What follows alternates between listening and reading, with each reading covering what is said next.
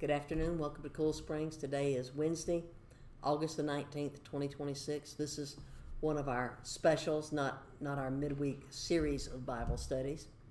We're going to call this one Wedding Plans and Reunions. This time of year, family and friends, and certainly the people in our church know that this time of year from late July through the end of August is a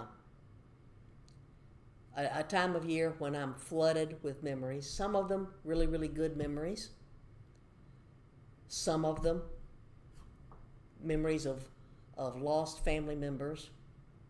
And so, you go through this roller coaster of emotion at this time of year. And I've been trying to focus in the last few years on remembering the good things that happen this time of year as a way of not only getting through the time of year, but as a kind of a personal resiliency skill to help deal with the painful memories that show up. And I had noticed earlier in the year, looking at the calendar, that this year, 2026, the calendar dates that are significant for me fall on the same day of the week as they did the year I got married. The year I got married, I was working, at that point in time in my federal career, I was working for the Internal Revenue Service. And the middle of August was a miniature peak filing season. We file our taxes normally on April 15th, but there are people who aren't ready on April 15th to file their income tax returns. And there is a provision that the government allows for people to apply for an extension. If they owe money, they still have to go ahead and pay the money on time. But if they need to get their paperwork together and go over it with an accountant and file the actual tax return later, they can do that as long as they have paid an estimation of what they think they're going to owe. Or if they're willing to wait for their refund, depending upon which category they fall into. Well, that extension deadline happens to be August the 15th. So August every year while I was working for the IRS was a very busy time of year. But it also happened to be the time of year that was going to be the best time to work it out for my then fiance with his military obligations and me as a full-time employee of the government, but also a part-time seminary student, to get married and have our honeymoon. So August 22nd was our selected wedding date. But a week before, August 15th, was the filing deadline for those extensions. And I had gotten permission from my supervisory chain to be off for August the 20th through the end of August, because that's when we were going to do the wedding and the honeymoon. So I'm at work August the 16th and 17th and 18th, and the 19th was a Wednesday. I'm at work, I'm managing my department, and I have an assistant manager who's underneath me and a department head who is the person over me. And she comes walking into my unit at lunchtime, and she looks at me and she goes, "You're getting married in just 3 or 4 days. Get out of here." And I didn't require a second invitation. I got up and left. She signed the paperwork to let the assistant manager run the unit. He was expecting to run it from the last week of August through the beginning of September, but she's just added a few days to, he's going to have to manage the unit for a few extra days because we're going to give Nancy a chance to just go off and prepare for her wedding. I'm off early. I'm able to collect my mom, and we're able to go to the dress shop. And we get to pick up my wedding dress that's ready and the tuxes for my dad, my fiance, and the best man who's going to be flying in the next day. And so from that point onward, I'm now preparing for the wedding. And I'm able to spend a little bit of extra time with my parents getting ready for the wedding. With my fiance, I'm able to go to the airport with him the next day when his best man and wife fly in, and we spend some time with them, and then we do the rehearsal and the rehearsal dinner and all the preparations that go into you're having a wedding, and you just need to not think about work. You need to concentrate on that. And so today, because it's the 19th, and because it's also a Wednesday like it was the year we got married, I'm able to look back and fondly remember those times. But August the 19th is also a day that carries some very heavy memories for me of the time 5 years ago when my husband took sick during the pandemic, and he was in the hospital, and his condition had deteriorated to the point where the doctor had called me out of my husband's room into the hallway because my husband was now laying there and he's in the brain fog that was part of the pandemic. And he's telling me, the doctor, that it's necessary medically to move my husband to ICU, where I'm not going to be allowed to go because his condition has deteriorated to the point where this is the best medical option to try, and it's also the only option left to try. And he lets me know what the odds of his survival would be. And they're not good odds, 20% chance. But 20% beats 0%. And then the doctor leaves me alone for a few minutes so that I can go now back into my husband's room. And I got to figure out what to say to give him comfort and hope, even though he can't at this point respond with words to me. But he would obey my voice commands if he would start to get agitated and struggle with the doctors and the nurses and the various technicians who were coming in to work on him. When I would tell him what to do to relax and let the medical people work on him, he would respond by obeying the command. So he was in there. He just couldn't speak verbally. And then I have to leave his hospital room, not knowing for sure,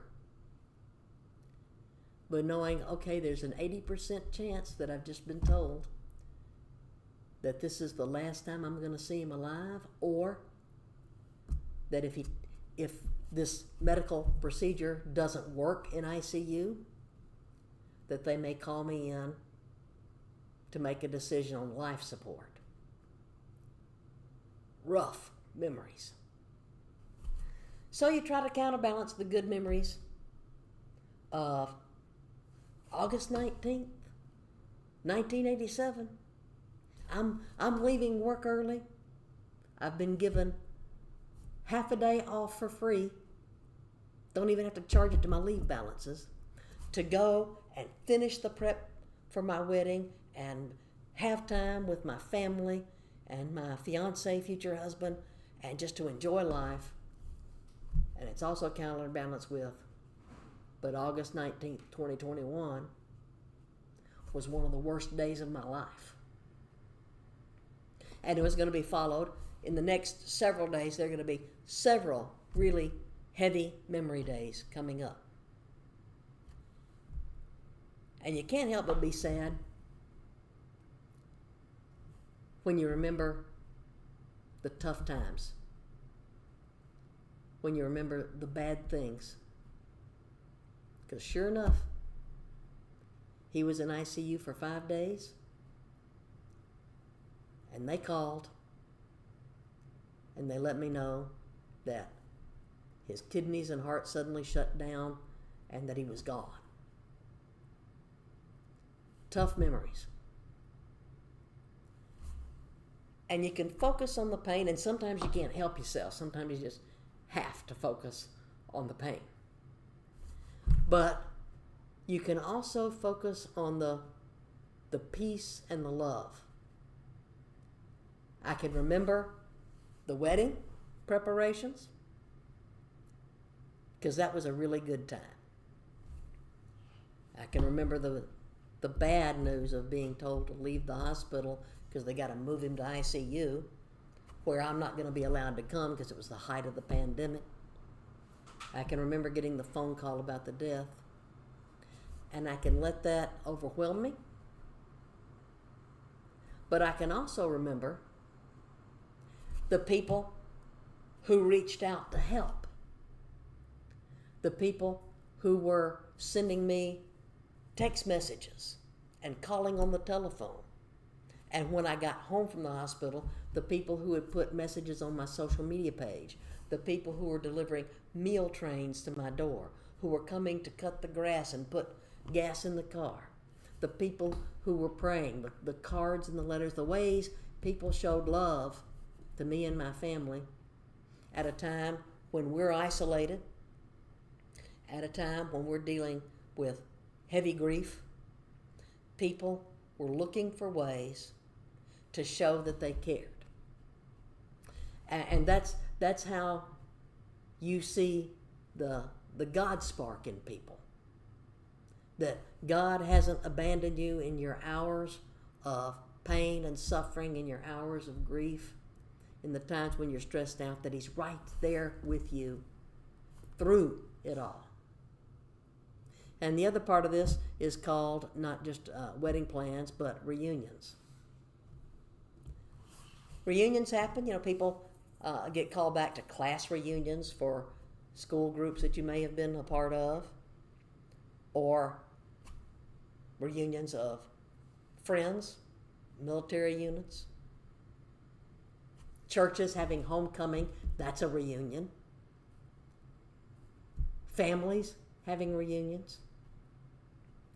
And the reunions not only remind you about good times in the past, the way things were, but they allow you to connect in the here and now with people maybe you haven't seen in a while. And yes, sometimes when you show up at reunions, you're looking for people who aren't there.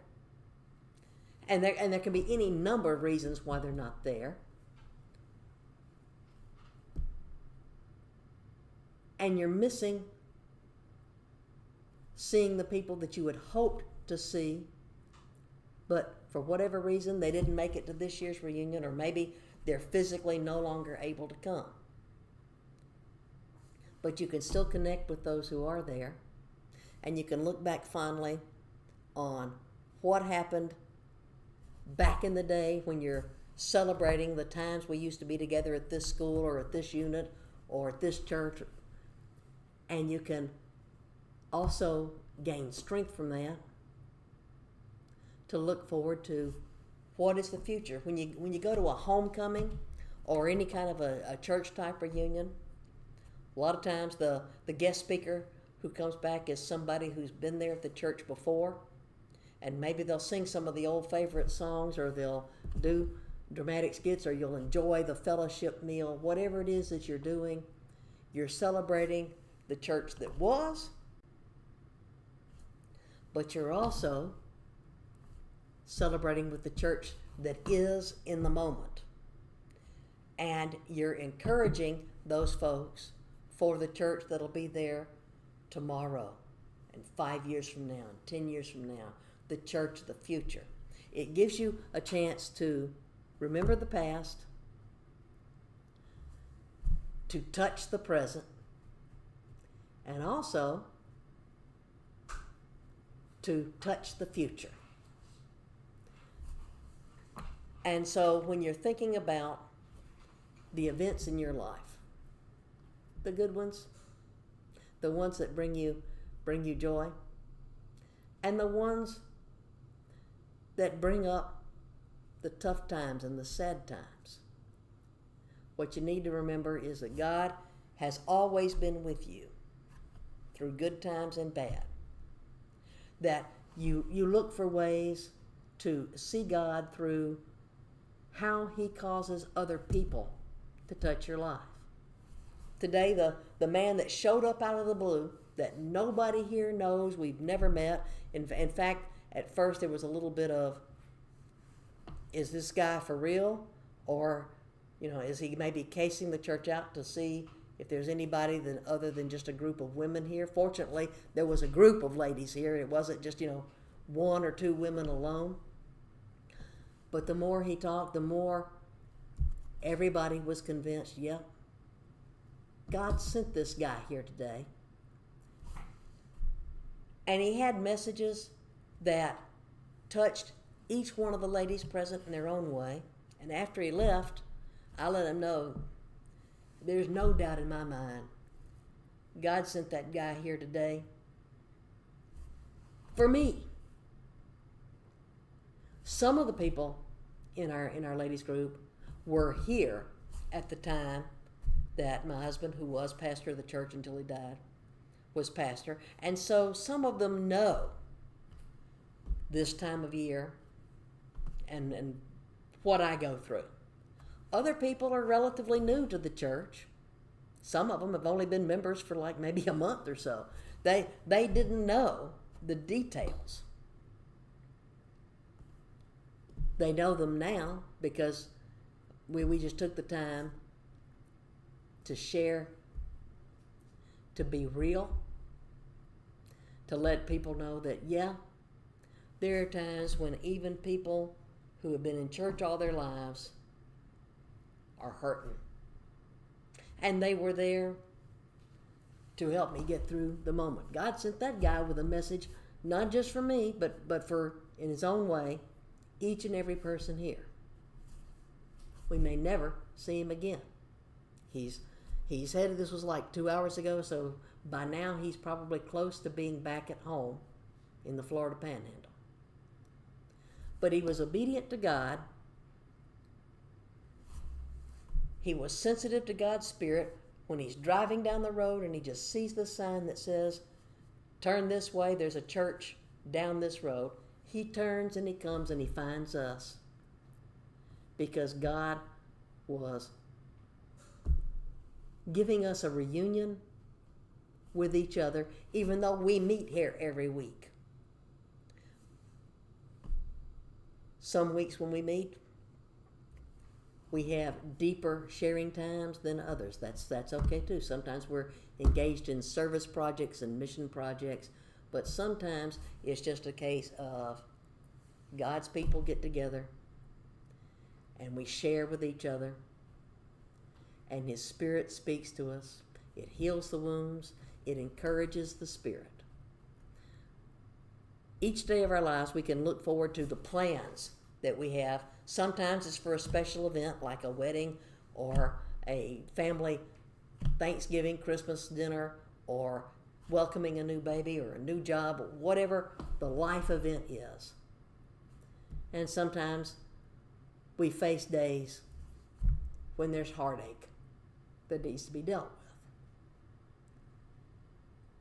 with. And sharing with each other, being willing to open up and let people in to see, allows them to help us bear our burdens, helps us to strengthen and encourage each other.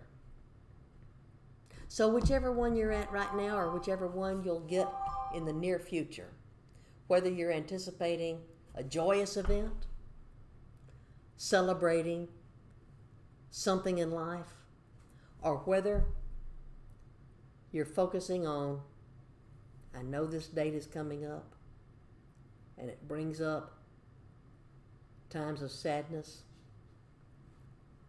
How am I going to get through the moment? Be willing to share with your brothers and sisters in Christ what it is you're going through. And be willing to be on the lookout for days when you're doing good and they may be the ones in need.